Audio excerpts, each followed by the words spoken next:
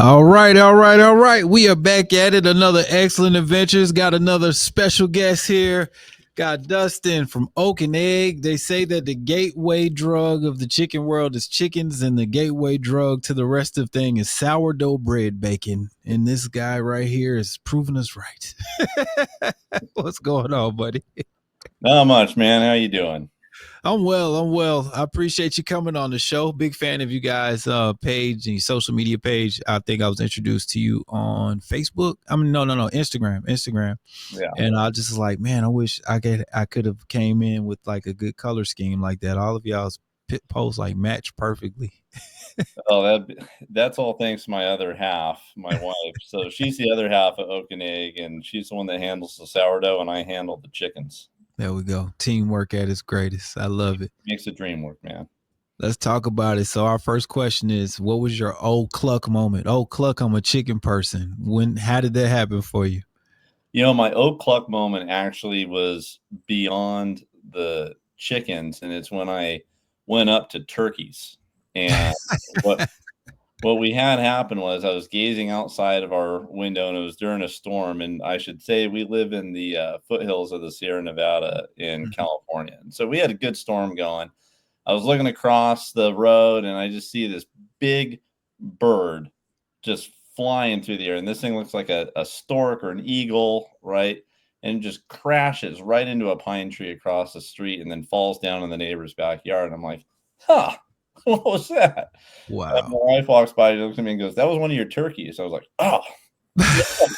So I had to run out in the rain and, cross the road, hop a couple fences, go back into my neighbor's yard, grab this turkey, cram it under my arms, walk across the road, and throw it back into our yard and its pen. And that's when I realized that maybe I've gone beyond what normal people do. You saved the turkey in the storm. Yeah. So the whole time you think some majestic beast, and it's one of your turkeys. One of my own turkeys. I love it. Everybody's old cluck moment is just so. It could definitely be a Netflix story. Like it's definitely appreciated to hear those moments. How the heck did you move up the turkeys though? Like what was that moment? So the turkeys, I gotta say, like being a chicken guy, and I've been a chicken guy for almost 10 years now. And so I like to say that I liked chickens before they were cool. Right. But, same. What happened is that we started getting we never had a problem. Then we all of a sudden had a predation problem. And it wasn't foxes. And like I said, living in the mountains here, you kind of like we got bears, we got mountain lions, we got all that stuff. So you'd expect it to be something like that. And that's what I've got, fences, and I'm ready for that. What I wasn't ready for was an aerial attack. And we just started getting nailed by this hawk. And hawks are federally protected. You can't touch them. There's nothing you can. And I realized one day that in the natural world of rock, paper, scissors, that turkey beats hawk. There we go. We have some roosters, but I mean, when the hawk comes down and nails a chicken, the roosters are kind of like, oh, everyone, get under here. You're safe. I'm not going to do anything about it, though. Right. And so we got the turkeys. And I got to say that the turkeys, man, they solve that problem. And the turkeys, on top of that, like, they don't like anything in the yard. If we have a deer hops a fence, turkeys will run that deer out. So, and they watch over the whole flock. We raise them with the chickens, so they think that they're just really big chickens. Yeah. That's a bonus, man, because like they're pretty to look at. You know what I mean? The care isn't that much off from a chicken. And for them to be just naive enough to want to run off a deer. Yeah, so I got to say that there's a difference between the two. And we got about 60 chickens. We got, more than a few varieties, as you know, once you start, it's like Pokemon, you got to have them all. We got to have them all. That one has a mohawk. I need it. A lot. So we sell our eggs on the right to help fund this addiction. But, a lot of them, they're not there for eggs. They're there just because when I look at them, they make me laugh. But where I was going with this is that with the turkeys, most chickens And there's exceptions. We all got ones with personalities. We all got ones that like us or whatever, and that will hop up on you. But most chickens they kind of look at you when you come in like, are you kill me now or later? You know, you're like, oh, I've been giving you food for 5 years. I don't know why you don't trust me. You know, and I've pulled burrs out of your eyes and everything in between. They still look at you that way. Turkeys are not like that. So turkeys are a far more social animal. And when you raise them, like I had my daughter raise our turkeys in the house, you know, until they were big. Right. But they see you as part of the family. They see you as their friend, their mother, whatever it is. But they are incredibly loyal. They are not afraid of you. They want to be around you all the time. It's like having a big feathered dog. I mean, that's the analogy I can draw for you. So they give a lot of enjoyment, you know, other than we haven't had a single predation incident since we got the turkeys. That's incredible. That's incredible stuff. I want to know about, so you're in the mountains, y'all got all types of predators that could come at any given time. Obviously we got the attack turkeys, right? But what were some of the other things you did to keep the bears and mountain lions out? You know, the thing about a bear is that you don't keep a bear out. Like, oh yeah, I mean, we see how Winnie the Pooh is when it comes to honey, so I can imagine what a black bear would be doing. I got bees too, so don't mention that to Winnie. But I definitely want to talk to you about the bees because I'm afraid of bees.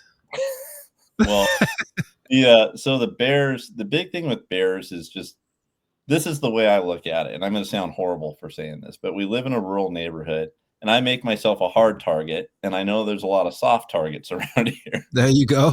So the bear is going to go for the low hanging fruit. And that's kind of how I set us up. So I got my whole property's fenced. And then I have a secondary fence that protects the main coops. And then I have the coops built solidly themselves. So if a bear is going to come in, it's got to go through 3 layers of defense. And I'm hoping that by the time it does that, I'm awake. Yeah. And then I can go deal with the bear. Right. There you go. I like it. Fencing is our friend. Yeah, it is. Cool. So when you first 10 years ago, you get into chickens, what was that conversation with yourself or your wife, or how did that happen? You know, so I actually got to go back even earlier than that. I should say I grew up not rural. I grew up in LA. Okay. So I grew up in East Orange and Montclair, New Jersey. Not a chicken in sight. No. Except KFC. That was it. there was that. And so I don't know like what sort of loving heart my parents had, but I was in first grade in LA Unified, and they did the thing where you raise chickens in the classroom. Then the teacher does the classic, like, hey, who wants to take a chicken home? I was there and I was like, I'll take 3. Me. And so I got to say, I think it started several decades ago, and we illegally had chickens in our side yard, and then 2 of the 3 chickens turned into roosters, and they had to disappear before we got found out from the neighbors. Right. So then I had 1 pet chicken growing up, and I had always wanted one again. And finally, when my wife and I were living rural in Southern California for a while, I just told her, I'm like, I like fresh eggs and I really like chickens. Like, I'm going to order 6 chickens. And that's how it started. That's cool. We are the minority. I just want you to know that we are the men or husbands or boyfriends that wanted the chickens. Usually it's, you see all the posts like, I got to talk my husband into getting chickens. No, I'm the one frivolously spending money on animals. That's the same here with us. And it's kind of funny. There is a bit of a role reversal in that I'm the one that loves like the gardening. I like the chickens. I like the concept of, you know, having fruit trees and all that stuff. And my wife, she really, I mean, she's totally into the sourdough, as you know, from our page. And she is the professional at sourdough. Yeah, very much so. She's baking bread that looks like pumpkins. It's a full thing. I'm very, very intrigued. Yeah, no, I sit here. It's really a beneficial relationship because I'm always testing these things that she's making. And okay, so there you go. You'll probably have to roll me up our stairs in a few, like for right now. Good, but man, I can imagine. changes, you know, like Mhm. I handle the chicken stuff and I love the chickens. She's got that and she does woodworking too. I mean, there's another thing. It's usually the dude likes to go out and do Yeah, woodworking, but I don't want to touch it. I want to go deal with the chickens. Unless there you it's go. woodworking for the chickens. Yeah, see, then it's a Yeah. win-win. You come home, she's built a new staircase, and you And I'm I get designing it. number 3. Mhm. That's cool. That's really cool. Did she ever surprise you with something for, like, the coop or something with the woodwork? Oh yeah. I remember in our very first coop that we had, it's I guess it's her love language.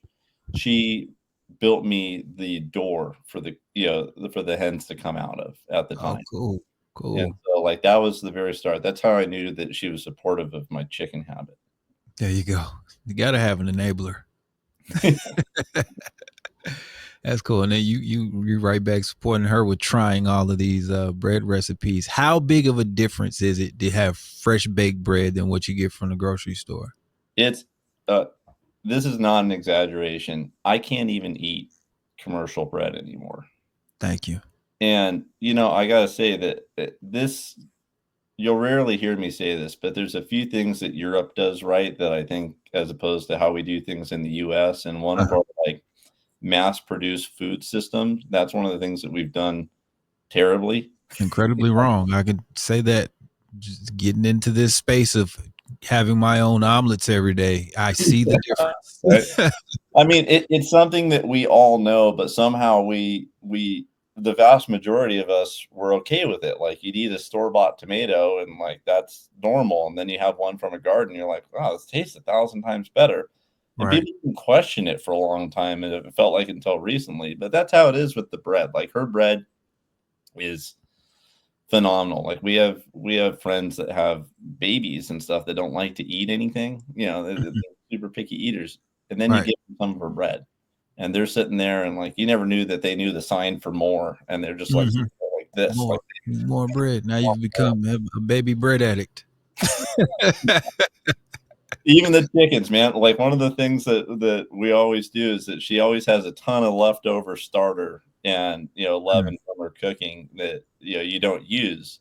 And Mhm. instead of throwing it out, I go out there and I dump it for the chickens as a probiotic, and man, it's like a feeding frenzy. There's very few things that they go crazier for than old starter. I can imagine. I'm gonna have to put that in the notes Yeah, when I start probiotic. baking my bread.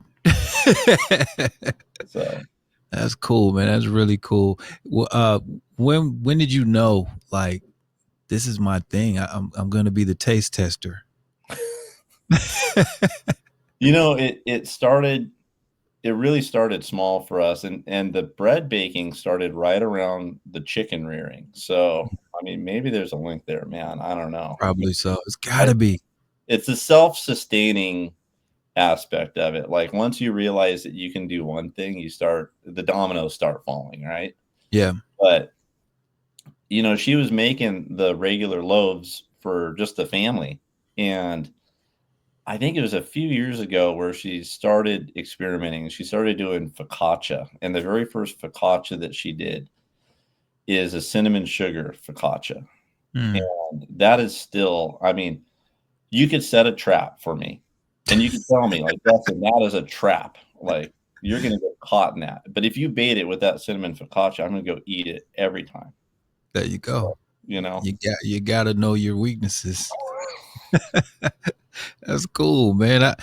That's the thing. Like when you just said it, you start to develop these things and grow your things and kind of make your own things, and then you see the quality is so much better. At what point do you start the garden, and what came first? So what, the chicken or or the garden or the bread? So the chicken and the bread came pretty much the same time. Did the garden come right after? Yeah, I think all of us, any one of us that has, like, a side yard or anything always Yeah. start like, someone's always planting tomatoes or whatever, right? But, Mhm. like, when you start getting serious and you're like, "Hey, how can I actually impact my food bill?" I Mm. think that probably happened about the same time. If you're gonna do anything, you may as well jump right into it, right? Right. So, for us, it really expanded. And then we actually moved at one point, and we moved to where we are now. We all of a sudden went from having a little bit of land to like having, just over an acre, which isn't a lot. And No, that's a lot. people, I'm not gonna let you lie to the people, Dustin. A lot can be done on an acre. Like I'm on an acre and a half. I'm about to move to a lot more, but on yeah. an acre and a half, a lot can be done on that. Well, and that's what I was going to say is there's a misconception, I think. Like people think that you have to have a 30-acre farm, Mm-hmm. and you don't. I mean, one of the best and easiest things is like I planted fruit trees when we first moved here. And in the 6 years that we've been here, the fruit trees just watching them mature and then going from making like 1 or 2 apples or a couple peaches to like the branches are breaking. There's so many peaches on this thing, Wow. like that's cool. That's cool. And like getting to see your kids go out there and eating that food instead of food that you just go buy in a bag. Like Right. you Full can't of put monetary value on that.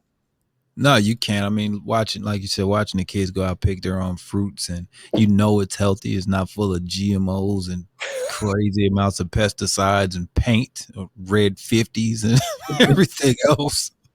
And I That, know you taste the difference. I'm sure they taste the difference. yeah. And, I think that, and I'm sure you've experienced this too.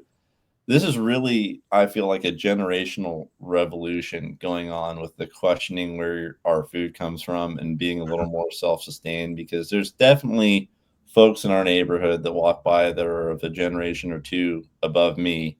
Mm-hmm. They look at us like we're crazy. And we may be. I'm not ruling out that we're crazy. Right. But this return to, hey, what is our food? What are we eating? What's getting put into it? And where does it come from? Mm-hmm. That's radically changed from my childhood when we went to, McDonald's and there was no question about what you're eating. It was food. Yeah, it's food. Right. Yeah. So I mean, even then, I'm an 80s baby, so same here. McDonald's in the 80s was way different than McDonald's in 2024. So like I can remember chicken nuggets tasting like an actual piece of chicken and not like fried plastics. I don't know what, you know what I mean? Like Yeah. there's a difference. So being able to have even just the eggs, like I taste the difference in my eggs than when I go to get big egg. You know what I mean? Like if I'm shopping big eggs. So now there are some responsible commercial producers, but Oh, for sure. it's a big difference. But even now, like what I'm seeing, and we had to go through the process with the state of California, which process is the key word there for getting certified for selling our eggs. Yeah. But if there's anything like that, a positive or a silver lining of this egg shortage that's going on right now is that we're getting all these new customers. And then even as eggs have kind of trickled back to some degree, people don't want to go back to them. No. Because Why go back? we're getting people sending us pictures of like the different colors of our yolks. And they're like, I never even knew that an egg could be like this. I'm like, this is what it's meant to be. Like, all right. That's what it's actually supposed to look like. and I think that's the domino, man. That's like and that's why chickens are the gateway drug, because once you have that, then you start asking like, well, what's in my bread? Mm-hmm. And that's how you get sourdough. And then you're like, well, what are they putting? Like when they say that it's Roundup free tomatoes at the store, that doesn't really instill confidence in me. No. So then you start growing your own tomatoes. And like we drove to Idaho to get a half cow because it was grass fed, like knew the place, knew the people that owned it. And I can tell you right now that beef is better than any beef I've ever had in my whole life. That's what I'm talking about. And that's what I really love about this space. Like I wouldn't have met you and been able to have this conversation had I not been in this space. And you start opening up all of these gateways and doors of conversations for us to have, you know what I mean? And just like share information. Cause I no way ever in my life would I want to think about keeping bees until I saw you guys and one of my other friends, Solo, he has bees. And I'm like, maybe I want fresh honey. You know what I mean? And it's like just having these incredibly informative and entertaining conversations. And I wouldn't have had them had we not got into this. Now I'm looking at ingredients on food. Like if I don't, I'm trying to stick to like one ingredient foods, right? Outside of what we make. So like in the bread, it may have 5 or 6 ingredients, but you know what's in there, right? But if I look at something on the back of a box and it has a word I can't pronounce or spell on my own, I got a college education, but I don't know what is in this is glycerine. I don't know what that is. You know what I mean? My day job, I'm a scientist, and I can't. Oh, okay. No one should feel bad about that. If I can't say them, we're in trouble. That's true. So yeah, no, the bees are another thing. Like, I mean, I was the same way. I didn't really know if I wanted bees, but then I have a buddy that has 30 hives. Wow. And he told me, he goes, hey, it's a learning curve. There's nothing else like it. But like you can use like everything that the bees make, you can use. You use the beeswax, you can make your own soaps and shampoos and lotion out of it. And the honey, especially everyone's talking about now, like local honey, especially for allergies and cold and flu. There's no more local honey than the bees BlackYard honey. Yeah. Right. And it is phenomenal. It does taste totally different. And every batch tastes different.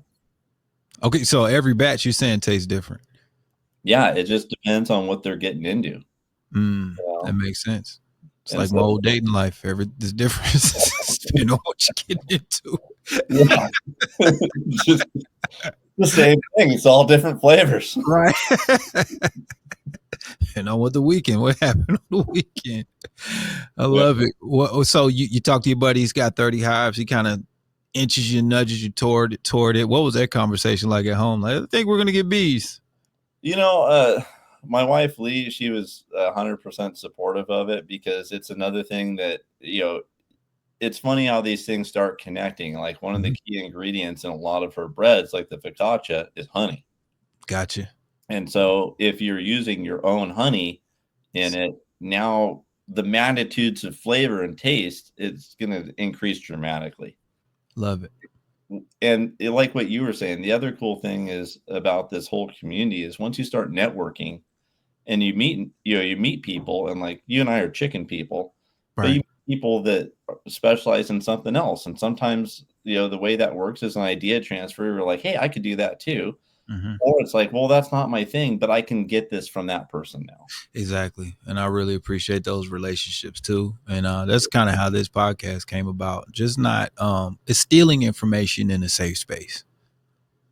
So that's what it is. Like, hey, what did you do with this? And then, you know what I mean? Hopefully I can help spread those ideas to others.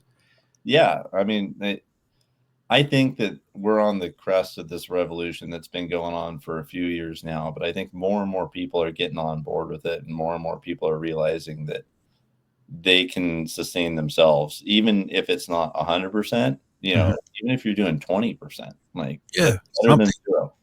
Yeah, way better than zero. Way better. With us here, we have to do a candling course. We got to learn how to grade eggs. You got to wash them. You got to refrigerate them. You got to date them. Was there any like specific things that you guys have to do to legally sell eggs? Like you said, the process in California. Yeah. So there's 2 separate sets of licenses. There's a egg handler's license, and you literally cut them a check, and they cut you a license and send you a handbook, and they say, hey, follow this handbook. Okay. And a lot of it is stuff like that. Like they'll send you a little ruler for how to grade them and how to store them and wash them and all that. It's largely and disconcertingly on the honor system for that. Yeah, I mean, sounded like it. Just pay us and we'll trust you.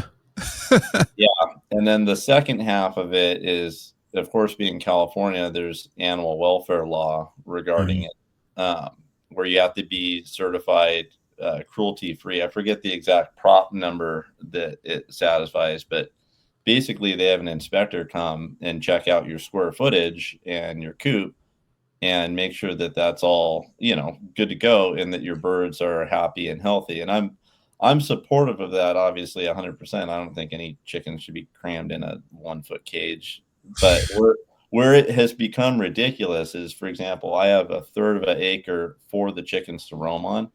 And, Yeah. they have these nice big palatial coops. Right. It's got a door on it that opens and closes so they don't get eaten. And Yeah. they go in there at night.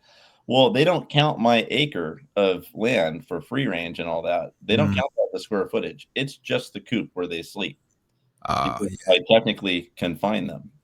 Yeah. So, That's weird when during the day and during the time where they would actually be out, they're pasture raised by, I guess, definition. They're really on a pasture. They can go out and do whatever they want to do until it's time to come back in at night. yeah. And that's the thing is that I had asked the inspector, I'm like, hey, if the door is open 24/7, and they're like, oh, we can count everything. I'm like, but just But I because won't have any chickens. when they're sleeping, then they can only count the coop. So that's just kind of the ridiculousness of it. Right. It's like when you have too many smart people in a room making the rules up. The problem is not like smart people. The problem is getting people that have actually done that thing. Mm-hmm. You get people making rules that have never done that. So Yeah. non-chicken farmers making chicken farmer rules. Absolutely. Yeah. It's like people that never played the sport making all the sport rules. Like, that's not how it works. Yeah. I get it. Does anything as your job that you've looked at and try to, like, I'm sure things that things that you're kind of using from a professional standpoint, do you like science it up back there with the chickens? It's for me, it's kind of like my release. So I try not to cross the two, but inevitably when you've been trained to think and look a certain way, that Mhm. starts occurring. And I think that for me, where that comes in is keeping the flock healthy Mhm. and, preventing pathogens from getting to them. And so there's some of the stuff that I do, like I'll use an example right now that despite what you've seen in the news, Northern California has gotten a ton of rain, and that's where we are. Mhm. And the chickens area is turning to soup, Yeah. and despite all my best efforts. And so for me, the battle's really been, hey, how can I stop all this excessive moisture? Mhm. Because wherever you got excessive moisture, you're going to get pathogens, and you're going to get fleas, and you're going to get insects, and you're going to get everything that can make your flock sick. And Yeah. so it's looking at different ways to do that along with, and I think it's probably a struggle of most chicken owners, finding the perfect watering system. Yeah.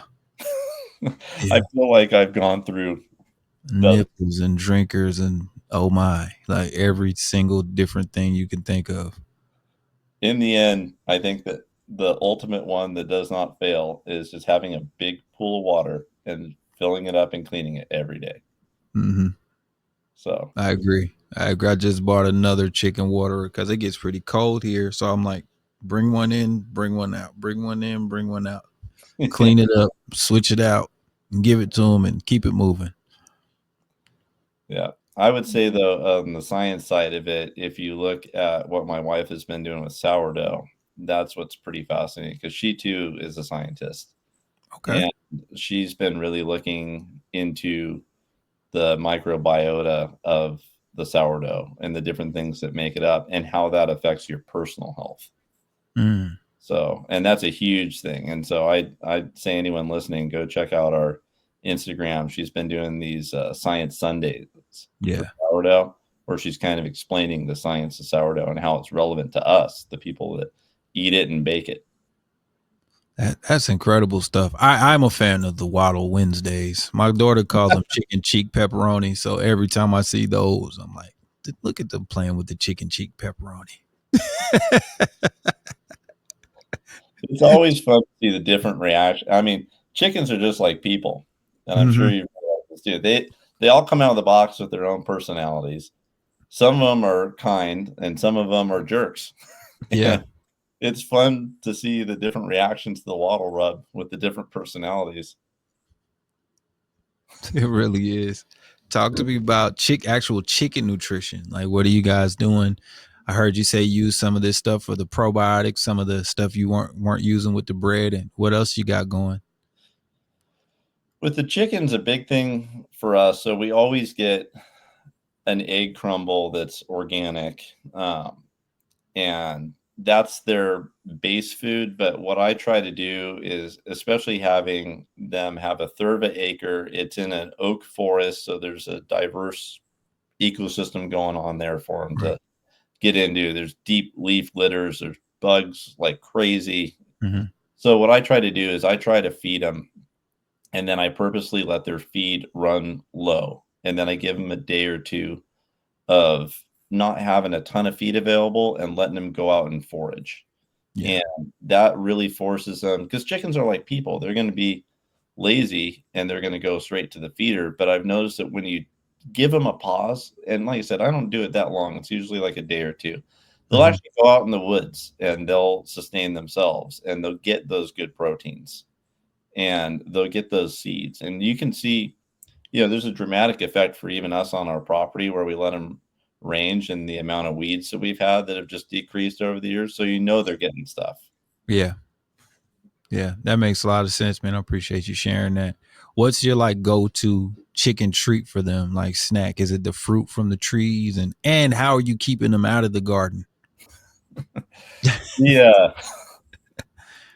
I'm laughing at that because I think I'm going through what everyone is going through about this time of year, which is they've gone through the molt and, Mhm. we got a 6-foot fence, but Yeah, certain, they jump over that. yeah, and, that's when it comes to wing clipping time. Mm-hmm. And so now is the season where I always have the kids help me do this. Like, hey, go grab cookies and cream, because they all have names, by the way. All of ours have Yeah. names. I mean, once you name them, you can't eat them. You name them, you can't eat them. So there we go. It's true. So I don't know how I keep track of 60 names. So we do. It's go grab cookies and cream. I gotta clip her wings. And you clip her wings, you put her over. The big thing for us is that we have most of our fruit trees back in the chicken area, and that's like a symbiotic relationship. I Gotcha. will protect the trunks when they're young. Mhm. I'll usually wrap them, Yeah. and then I'll do a little like 2-foot perimeter around them so that they can't scratch up the roots until they get bigger. Gotcha. And but that, like I said, it's symbiotic, because any fruit that you don't get or that falls down or is misshapen hits the ground, they clean it up. It's gone. Love it. That's cool. Do the bees help? Have they been helping with the gardening and pollination at all? Or do they kind of do what they want to do? Yeah, so bees are really interesting in that they can literally range miles. Like, a lot of Mhm. people don't realize how far they go. They can go like 3 or 4, sometimes farther, Mhm. miles looking for flowers. Yeah, but there's definitely, last year when we were looking in our garden, I saw way more bees, and it's because we had 2 hives on the property, and Mhm. they go for, like anything else in nature, they go for the low hanging fruit. When you got something that's 40 feet away and not 4 miles away, they're Right. going to hit That's shop that. at home. Right. Work from home, basically. Yeah, exactly. The trippy thing about them is like it's like having a beehive is like having an airport on your Mm. property.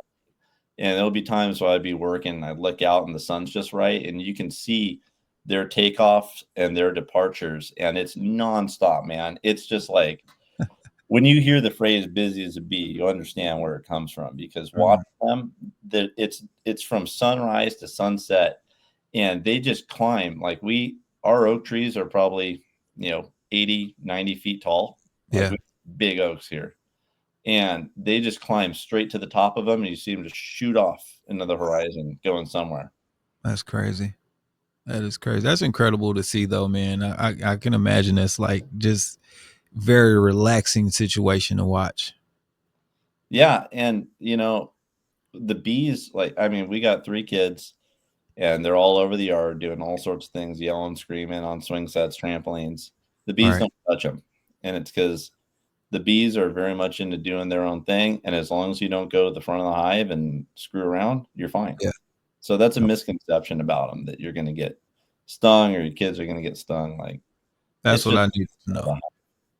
I got stung 4 times this summer, but it was all every time was my fault. So it was like I kept finding air quotes, finding yellow jacket nests in my yard. And they're ground hivers. So I would find one usually toward dusk when the sun is setting, and then it will find me back. So I got attacked like 6 times this summer. It's crazy. Hey, I've been there, and I'm an animal lover, except for those things. There's really like no redeeming quality to them. And I was Like going to tell you, mosquitoes, I don't understand it. Maybe as a scientist, you could tell me why I should appreciate mosquitoes. I hate them. the only thing I can come up with is that they're on the food chain. That's it. That's it. Or they're a reminder to be aware when you're outside. Right. There we go. There we go. Man, this has extremely been very informative, man. I appreciate you taking the time out to talk to us because, like, you shared some good info. You got me interested in bees and bread. So, man, I definitely appreciate you taking some time to talk to us about some of this stuff, man. Yeah, thanks for having me on here, man. It's been an honor and a privilege. Absolutely. And tell your wife thank you for sharing these I guess recipes and everything she's doing, and keep up the Waddle Wednesdays because we love them. We definitely love them, and keep those turkeys in your yard. I'll try. You can't really put those things wings. That's cool. All the way from California, man. Oak and Egg has been another episode of Excellent Adventures. We appreciate you. Thank you.